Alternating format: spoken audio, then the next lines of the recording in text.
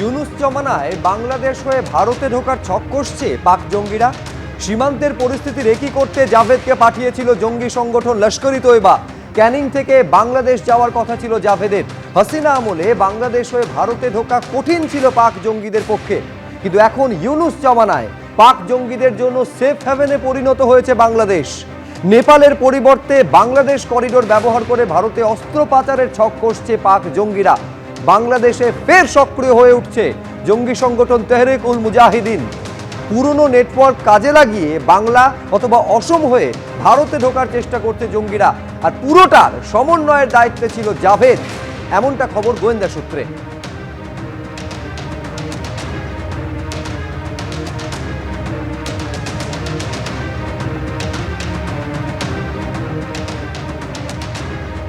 বাংলায় এসে ঘাঁটি গাড়ছে জঙ্গিরা, আর যখন প্রশ্ন উঠছে যে বাংলায় কি তাহলে জঙ্গিদের নিরাপদ আশ্রয়, তখন শুভেন্দু অধিকারী তিনি বিস্ফোরক অভিযোগ করছেন। বাংলায় বাসন্তী এক্সপ্রেসওয়ে কামালগাজী মোড় হয়ে গোসাবা যাওয়ার রাস্তা জঙ্গিদের হাতে চলে গেছে। তৃণমূল কংগ্রেসের ভোট ব্যাংকের রাজনীতি। গোসাবাতে 13টি দ্বীপ আছে, একটি দ্বীপে বিএসএফ এর ক্যাম্প আছে। মৎস্যজীবীদের সঙ্গে মিশে ক্যানিং বারুইপুর হয়ে ভারতে ঢুকে পড়ছে জঙ্গিরা, বিস্ফোরক অভিযোগ বিরোধী দলনেতার।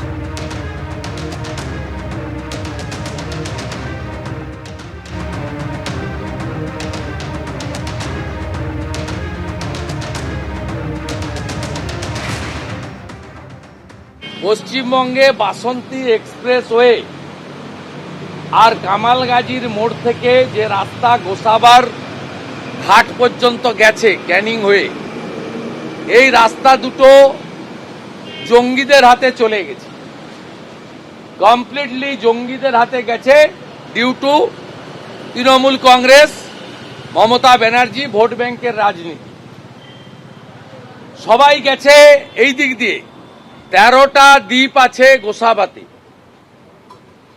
একটা দ্বীপে বিএসএফ এর একটা ক্যাম্প আছে, বাকি কোথাও কেউ নেই।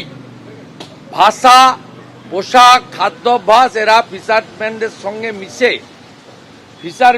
সঙ্গে মিশে গোসাবার দ্বীপগুলো থেকে হয়ে নয় ক্যানিং, বারুইপুর, কামালগাজী হয়ে ভারতে ঢুকে পড়ছে, অথবা বাসন্তী এক্সপ্রেস হয়ে সায়েন্স সিটি দিয়ে ভারতবর্ষে ছড়িয়ে পড়ছে। আর শুভেন্দু অধিকারীর পাল্টা কুণাল ঘোষ বলছেন যে জঙ্গিরা কোন রাস্তা দিয়ে ঢুকছেন সেটা জানেন বিরোধী দলনেতা, তাহলে সেন্ট্রাল আইবি কে কেন ইনফর্ম করছেন না? শুনুন কি বলেছেন কুণাল ঘোষ। যদি উনি জঙ্গিদের রুটও জানেন, এটাও তো মারাত্মক নেটওয়ার্ক। জঙ্গিরা কোথা দিয়ে ঢুকছে, কোন রাস্তা দিয়ে যাচ্ছে, কোন ধাবায় চা খাচ্ছে, এগুলো যদি বিজেপির বিরোধী দলনেতার কাছে ডিটেল তথ্য থাকে, এটাও একদম খতিয়ে দেখার মতো যে জঙ্গিরা ঢুকেছে। জঙ্গিরা রাত ভোর 4:55 ঢুকলো, তারপর তারা অমুক দিক থেকে অমুক দিকে অমুক রাস্তা দিয়ে রওনা হলো, সূর্য ওঠার সময় ওই জায়গা থেকে চা খেলো। এগুলো কে জানেন? না বিরোধী দলনেতা জানেন। তাই যদি জেনে থাকেন তাহলে ওনার উচিত তদন্তে সহযোগিতা করা। ওনার যদি রাজ্য পুলিশ বা কলকাতা পুলিশকে সাহায্য করতে ইচ্ছা না করে, উনি সেন্ট্রাল আইবি কে বলে দিয়ে অ্যারেস্ট করাচ্ছেন না কেন? এদের সেন্ট্রাল আইবি তো ওনাদের। তো এগুলো বাইরে বলে কেন বাজার গরম করছেন?